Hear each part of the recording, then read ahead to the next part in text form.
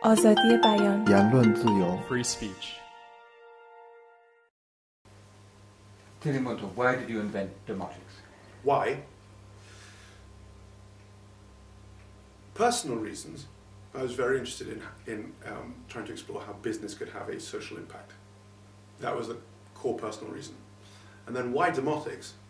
Because I was interested in two key things which merged together to form demotics. One was ever declining freedom of speech levels from the 1990s onwards, insofar as all the freedom indices seem to suggest that while the world had got broadly more open, in fact far more countries were starting to impose limits on freedom of speech throughout the 90s and into the 2000s. And also, I, like everybody else who was involved in media, had watched a kind of collective lemming approach of most of the mainstream media companies. And what you'd seen there was the ever-increasing and speeding up process of laying off staff, closing down bureaus, focusing back on core domestic issues, and a kind of reduction of global coverage. So before I launched Demotics, the BBC didn't have a single staffer in Latin America. Yeah. Reuters and AP together didn't have a single staffer in 40% of the world's countries. And it was at a funny inflection point in the history of media across the web, which is it was just as Twitter was starting, Facebook existed, but they were predominantly entertainment mediums. And we hadn't got to the state, which Demotics was of course part of a truly sort of networked information architecture. So it seemed that it might be possible to create, one, a free speech platform, as safe as we could make it, and two, yoke that pure play political endeavour to a business case, which would be to supply a different kind of news, grassroots, witness information to mainstream media at a time when they were massively shrinking. Just say a word about as safe as we could make it. The word safe. Safe was fundamental for us and very tricky. Safety is it's not a winnable war. It's an ongoing, iterated process. So the tools that we started off with were... Could you just start again and say the safety of those in countries where they might be in danger, or Well, just to of course, explain yeah, what the safety is? Yeah. So safety on the internet, or the safety of people contributing to media across the web, is very difficult to protect. It's not something that you can do once and fix forever. It's an iterated battle. It's a cat and mouse game. With governments, with corporations, we were predominantly worried about governments. And so we took a series of different approaches to this. The first was legal. We looked very hard at where we should incorporate. And having spent quite a lot of time looking at all sorts of alternatives, Belgium turns out is pretty good on freedom of speech. In that particular iteration, we thought of going rogue and setting up in the Cayman Islands or some lost jurisdiction that was difficult to attack. And actually we realised that the country which takes requests from less than free governments for information around about their citizens, the very best country in the West is the UK. So we incorporated in the UK, having looked at that quite carefully. We got quite a lot of very, very excited IP lawyers working pro bono to identify what we were. Were we a media publisher? Were we a platform? Were we somewhere in between? To ensure that we were best protected. We had the best armour to deal with what we imagined were going to be government requests for information from us. And then we worked on the technology side. So the two key pieces that we worked with was, one, scraping all the metadata out of the information that we took from these storytellers, from our witnesses, to ensure that that metadata couldn't be used to trace them back. With an image, as you know, the metadata of a digital image will include where it was taken. Will always include when it was taken, will often include where it was taken. We'll give you the serial number of the camera if it's a camera, the serial number of the phone if it's a phone. And so we set up an automated system to ensure that all that was pulled out. That's content coming to the site. And anonymity or pseudonymity. And then we built the only thing that we could describe it as was as much education as we could around ensuring that the way people delivered material into the site was as anonymous as possible if they needed it to be. How could you verify? One of the wonderful things about the crowd is that it does almost all the verification itself. You really believe that? You don't think that's civicalese? So once you've set up the right processes, it really can work. So you end up with, or we ended up with, a series of nodes that we trusted, that often we had personal contact with, and who were able to, when we needed them, to dig down into what we were seeing. So I think that's broadly how most news organisations that are concerned with facts go about dealing with social media. Did you have any difficult cases where a citizen journalist had consequences as a result of posting pictures on demotics? With their safety compromised? Yes. Yes. We were one of very few news organisations in Tehran in 2009, in the summer of 2009, for the Green Failed Revolution, whatever you want to call it. And about 24 photojournalists running around, quite extraordinary for us to have done that. We found a year later, over the course of that year and beyond, that lots of them had been arrested, that lots of them had their families had to put remortgage their houses to post bail for them. And that wasn't the only case at all.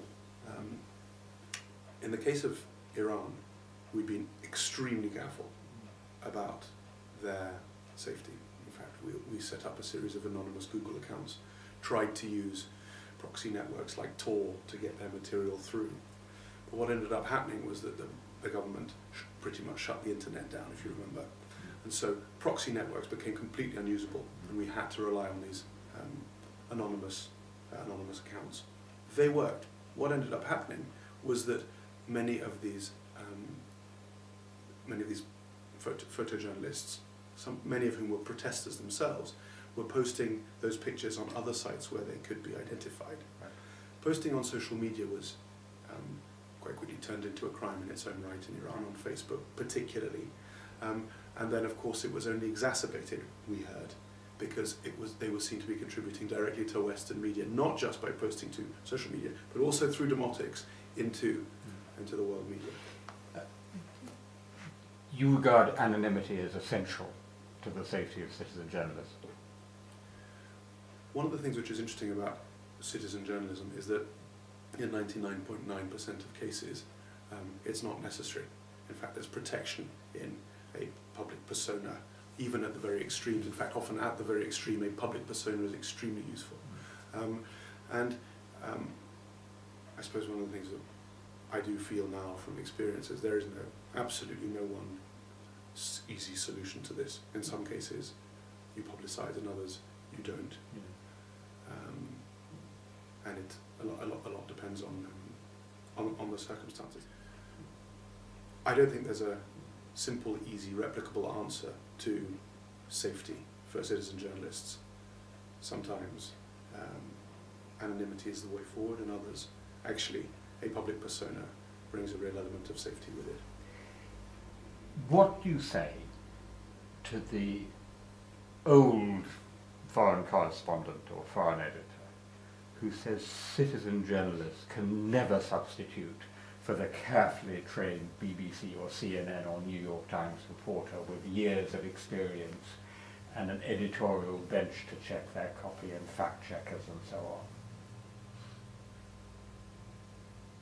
I was at a panel here in Oxford about a year ago with a very, very senior TV producer who was explaining how wonderful their coverage had been of Libya, the revolution in Libya. I reminded her that for the first 2 or 3 weeks of the revolution in Libya, the only information coming out of the country itself was from citizen journalists, because the foreign correspondents were all stuck at the Tunisian border. So there were fabulous pieces on Panorama on BBC News about refugees coming across the border, but nothing interesting about Libya itself.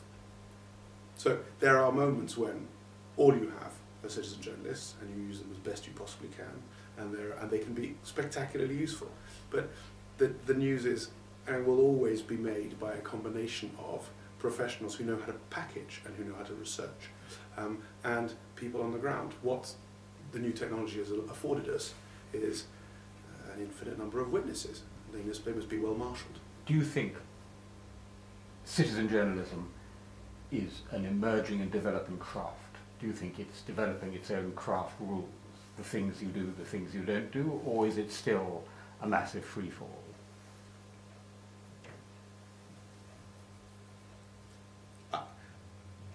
That's an interesting question, and the way you phrase it makes me want to answer that yes, it absolutely is a developing craft. It's developing on two sides. On the one hand, professional media organisations are much better learning how to engage with this enormous bank source of witnesses, entirely new news sources. And on the other, people who would never have described themselves, or certainly wouldn't be described by professional journalists working in mainstream media today as journalists, are realising that they can put out really important, really useful, impactful stories, content. But essentially, you think that it's the combination of citizen journalism and more quote-unquote professional journalism that, at least for the foreseeable future, is going to give us a better picture of the world. I think that up until quite recently, a journalist had to do the whole process herself. You start off with the research, you go through the data, you do the interviews, you package it up, write it down, ship it to your newspaper, and out it went. The whole thing was in a single block, apart from the distribution.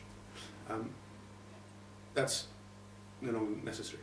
So you can do you can divide up the various different pieces of journalism and ship them out to the people who are best able to do that work. So one of the cases of, I suppose, citizen journalism which has emerged over the course of the last 2 years and everybody's got very excited by is Brown Moses, Elliot Higgins, who's been doing exceptional work on both Syria and Russia, Ukraine. And he certainly was never trained as a journalist, and his network of sources are absolutely not journalists, and yet the work that he's done has been more sophisticated and more impactful than whole teams of journalists elsewhere. So is he a journalist now? Yes, absolutely. He provides a fundamentally important view on two conflicts, alone in his bedroom in Leicester.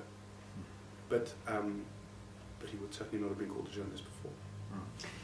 What is the single thing that Demotics has done that you're proudest of? You'll remember that in the various different Arab Springs, as they were vulgarly called, Bahrain was initially very vocal, actually, and very violent conflict, and then dropped off almost all our media radars. And there are a couple of very good reasons for that. Most importantly, something to do with a Shia-Sunni split in Bahrain and Saudi control or authority wielded over Al Jazeera. And we stuck through, we were there all the way through, and at a certain point we were sent a series of images of a gigantic wall in Manama on which somebody had sprayed, "Thank you, Demotics, for the coverage." I thought it was very moving. That was, I think, the most moved I was by the process. In parts we succeeded in covering better certain conflicts which otherwise would not have been brought to light. But for the most part, because of the model of mainstream media as it was then, we were supplying our work to mainstream media. We were always under the dictates of what mainstream media thought they could sell. So as a counterexample to that, it must have been in 2010, we received a whole series of pictures of the Shabab militia in Mogadishu. They were not wonderful pictures, but nobody had these kind of things. Nobody had seen the Shabab militia wandering around the outskirts of Mogadishu. And on the same day, one of our photographers in London had gone to Downing Street, found nothing of interest, and walked back through St James's Park, where he saw a man on a bench with a pelican.